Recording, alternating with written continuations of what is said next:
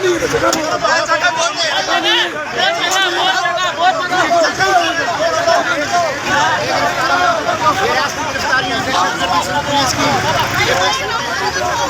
हमारे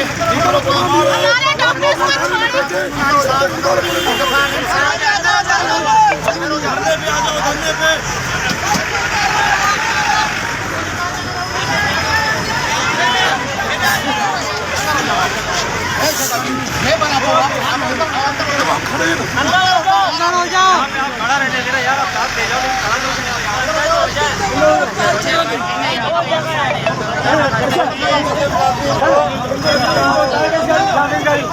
grand health alliance की जो है वो क़यादत गिरफ्तार हो चुकी है। शरीफ पलानी साहब, गफ्फार रहीम साहब,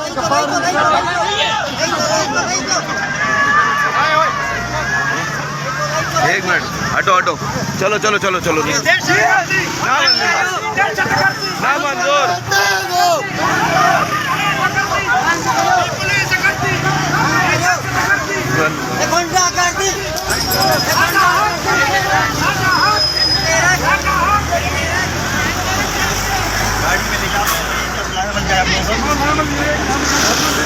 हम पूरा मन, हम कमिश्नर कराची बोलते हैं